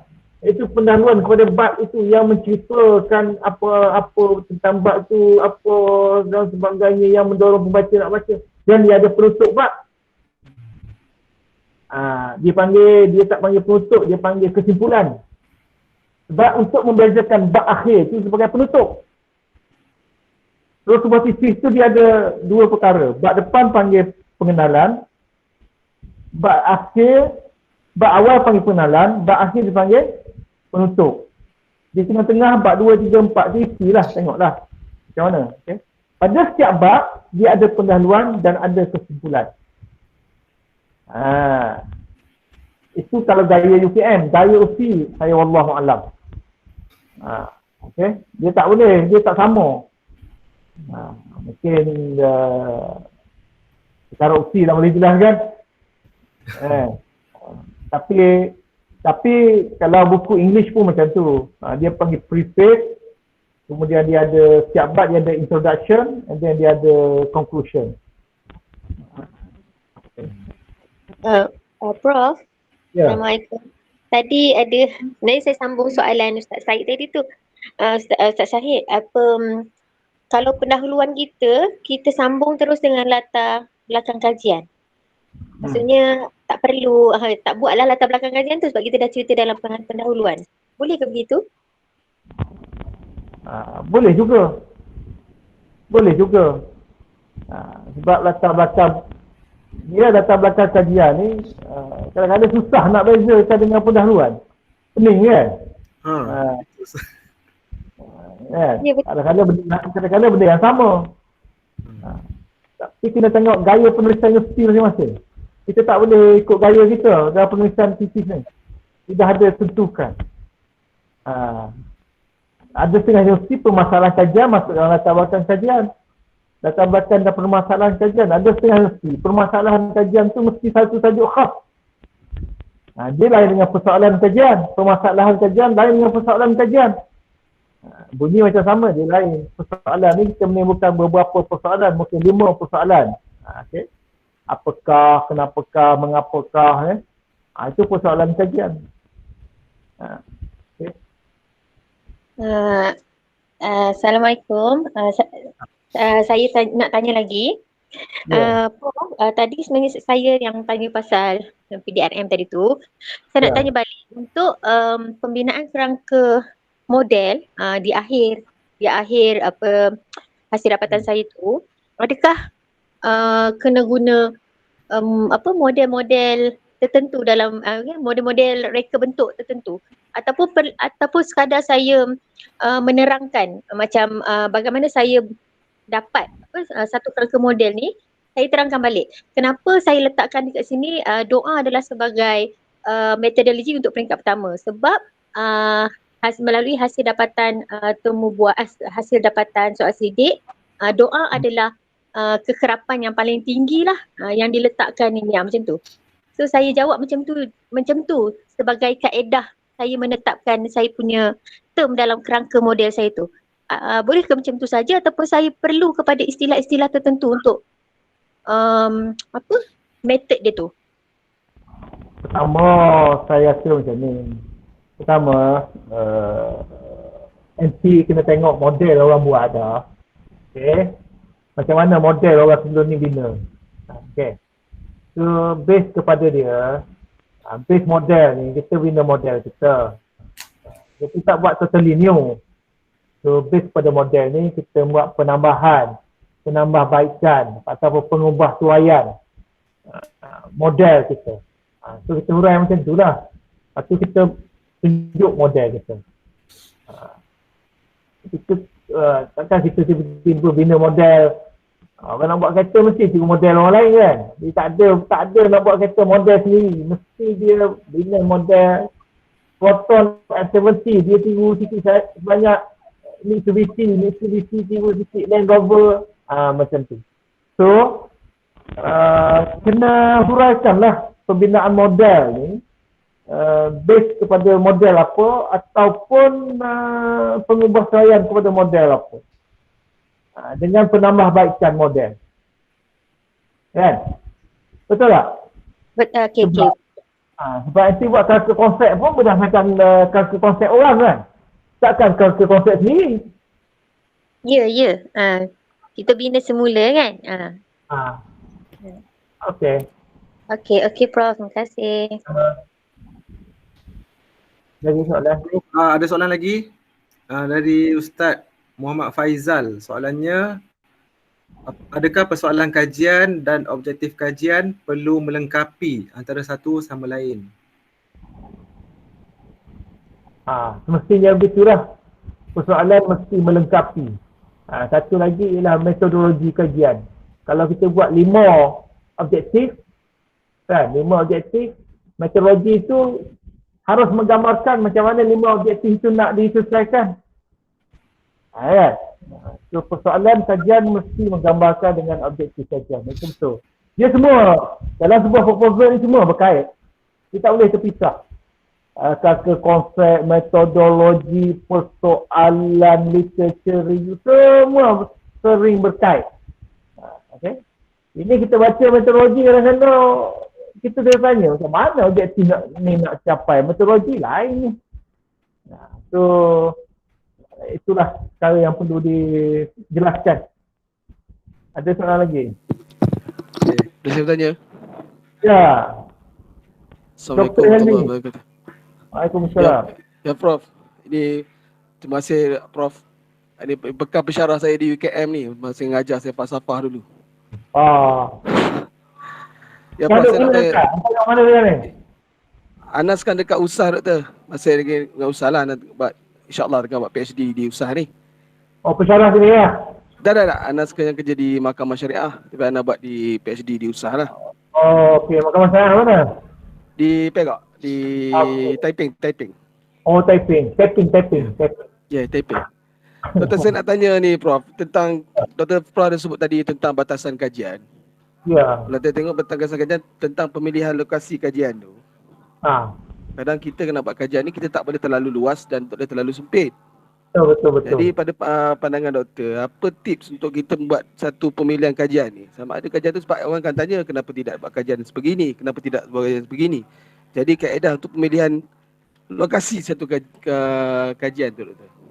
Okey. Soalan yang baik. Ada tau, tengah belajar, orang tanya kenapa buat di tapping. Dia kata dekat rumah saya. Ada jawab tempat kerja saya. Itu sangat-sangat tidak akademik. Sangat-sangat tidak akademik. Jadi seorang penyidik, dia harus pandai, bukan saya nak cakap pandai pelentong. Dia harus pandai membaca demografi lah. Kenapa pilih tapping? Kita kena ada data tentang tapping. Mungkin kata-kata demografi dia, kita nak buat kajian mengenai apa tapping. Orang Islam. Sebabnya orang Islam ni 50% terdiri pada orang Islam. Contoh. Okay? Atau kita buat kajian kefahaman masyarakat Melayu. Sebabnya di tapping ni ada Melayu adalah minoriti. Jadi benda-benda tu harus disuraikan dalam batasan kajian ataupun skop kajian. Jangan sekali-kali cerita benda bersifat peribadi. Dekat rumah saya sebab isteri saya bekerja di situ. Saya pernah bertugas di situ. Ada belajar buat macam tu. Kita tanya dia, kenapa buat tajuk ni di sekolah? Saya buat kat sekolah saya senang sikit ya, kata nak bagi soalan. Itu dah bias. Okey. Jadi semua saudara-saudari yang hadir pada pagi ni, dalam buat penyelidikan ni, dalam batasan kajian, jangan cerita hal peribadi. Terutamanya ada pemilihan lokasi, pemilihan tajuk. Okey? Tulis supaya ilmiah. So, ilmiah ni kita kena buat penyelidikan juga. Kena buat literature review. Okay? Kenapa kita pilih satu lokasi? Contohnya kita buat Lembah Kelang. Kenapa kita pilih Lembah Kelang? Dan di mana lokasi Lembah Kelang tu? Selalu ditanya. Bila disebut Lembah Kelang, masuk tak Putrajaya? Seremban masuk Lembah Kelang tak? So, itu maknanya kita dah ada semua dalam pemikiran kita. Kita kena huraikan 2-3 ayat lah. Okey, Dr. Helmi. Baik, terima kasih, Prof. Ya, di Malaysia ni, kalau kita daftar PhD, kita dah dapat dah doktor sebenarnya PhD atau master. Yang menghalang dapatnya siapa dia? Diri kita sendiri. Bukan supervisor, bukan pemeriksa. Diri kita sendiri. Sebenarnya. Okey? Okey. Okey Prof, seterusnya macam mana kita nak bezakan kajian peringkat degree, master dan PhD? Maksudnya macam mana kita nak tahu ni level apa kajian ni? Soalan ni saya selalu tanya kepada orang tahqiq kitab. Tahqiq hadis. Apa beza tahqiq hadis BA, master, PhD? Saya ni kadang-kadang mengusik je kan. Jawapan tak ada. Hanya ketebalan saja. Yang hadis lah, yang bidang lain. Dari segi kedalaman research tu lebih dalam. Kalau BA ni hanya mendasar peringkat surface. Okay? Surface. Kalau master, dia lebih mendalam. Dan PhD lagi mendalam, lagi mendetail. Dia tak ada dah konsep-konsep ni. Dia tak ada main konsep dah PhD ni. Konsep-konsep ni, master, BA itu masih main konsep. Kalau PhD, patutnya tak ada dah tajuk konsep ni. Dia tajuk dah reality dan teori. Okay. Itu saya kata, saya kadang-kadang mengusik orang hadis ni apabila takrish hadis, tajuk takrish hadis ni. Apa beza kajian peringkat BA, master, PhD? Takrish hadis. Orang bidang hadis tak boleh nak jawab. Saya kata adakah sekadar tebal? Dia kata saya nakal. Pula tanya begitu. Jadi kena orang yang buat takrish hadis ni kena itulah. Begitu juga tahqiq. Yang buat tahqiq ni kena tunjuklah apa beza tahqiq peringkat BA, master dan PhD. Dari segi detailnya bagaimana, teorinya bagaimana. Okey. Dah tak ada soalan dah. Ustaz Hashim ada soalan ke? Ustaz Hashim tu dah buka kamera. Assalamualaikum. Tak ada. Ya. Ada. Assalamualaikum. Ada. Okey. Ya. Okay, saya ada satu soalan ya. Bagi pelajar yang telah lulus proposal penyelidikan dia dan memulakan penulisan. Okay, jadi contohnya pelajar tersebut dalam macam Prof sebut tadi dalam bidang hadis telah diluluskan untuk dia kaji 150 hadis. Okay, jadi apabila dia telah buat penulisan, dia dapati bila sampai 50 hadis muka suratnya dah sampai 400 ataupun 500 muka surat. Jadi adakah dia kalau dia melengkapkan kajian tersebut mungkin sampai 1000 muka surat atau lebih. Jadi soalan saya, adakah dia perlu hadkan hadis, bilangan hadis yang dikaji tadi, ataupun dia teruskan 150 hadis tadi kerana telah dipersetujui dalam proposal penyelidikan dia. Okey, terima kasih Prof. Okey. Saya nampak soalan ni kan. Saya nampak masalah dia di mana. Masalah pertama semasa buat proposal. Masalah buat proposal dahulu, dia cadang dia tajuk, tapi dia tak tengok lagi kitab ke ataupun macam mana. Itu yang pertama kan. Yang kedua ialah dalam batasan kajian, dalam proposal dia tak tulis batasan kajian, dia buat sebuah kitab. Okay? Itu masalah. Yang ketiga, dia harus berbincang dengan supervisor dia sekarang ni. Adakah boleh tak dalam proposal itu diletakkan batasan kajian, membataskan kajian sampai di sini saja, dan kena ada alasan kenapa buat sampai sini saja. Sebab nanti pemeriksa akan tanya, kenapa ni tak buat sebuah kitab? Kenapa buat sampai muka 50 je? Jadi dia masih boleh berbincang dengan supervisor untuk membataskan kajian dia. Dia tulis dalam mungkin boleh baiki supaya sampai 50 halaman saja. Dan beri alasan yang munasabah supaya tidak timbul isu yang dikemukakan oleh pemeriksa nanti. Okey. Okey Prof, ada lagi boleh ke soalan? Boleh satu lagi. Saya ada kuliah pula pukul 12. Okey, soalan last tentang penyataan masalah di peringkat PhD kan. Macam mana kita nak tahu penyataan masalah ni ataupun permasalahan kajian tu dia mencapai tahap PhD ataupun dia ada level-level tertentu ke untuk permasalahan itu dikaji? Itulah. Pokok pangkalnya ialah literature review. Saya nak jawab susah. Level PhD ke level master kan. Kalau dalam permasalahan kajian, kita boleh tunjukkan kekuatan pada masalah kita tu, tak ada masalah. Cumanya kalau kita terhad pembacaan literature review, literature review ni bukan buat sekadar nak memenuhi syarat, tapi nak membantu kita dalam menulis permasalahan kajian. Itu pentingnya literature review. Sebab literature review ni menjadi syarat. Kena ada literature review dalam proposal, dalam penulisan. Tapi bukan itu yang kita nak. Literature review cuma bantu kita dalam mengenal pasti masalah. Jadi seperti kata tadi, data-data dengan fakta-fakta menunjukkan dia tu bukan yang remeh kan?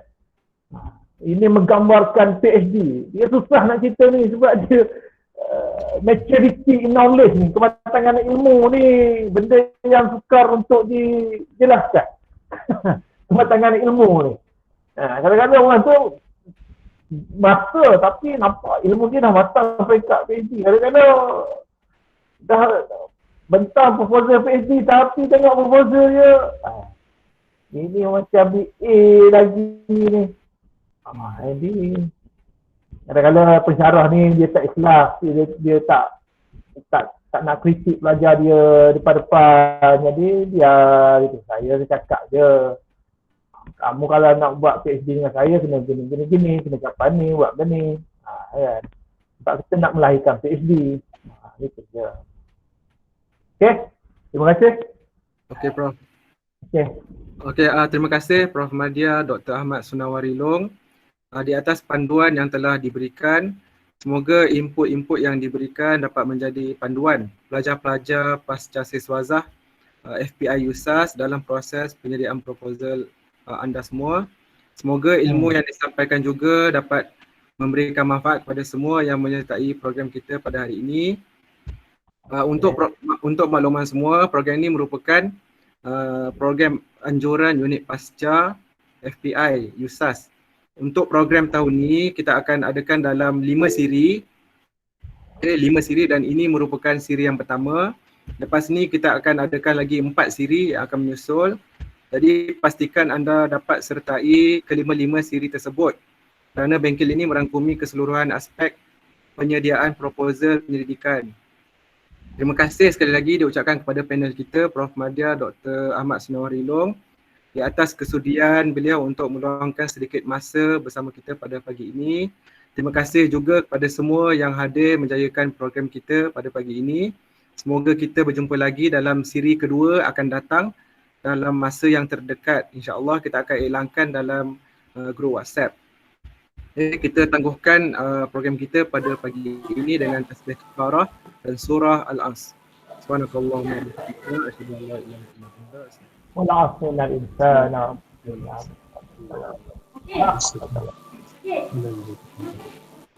Assalamualaikum warahmatullahi wabarakatuh. Assalamualaikum. Terima kasih banyak. Terima kasih semua. Terima kasih Rustia. Terima kasih bro. Semua assalamualaikum. Terima kasih.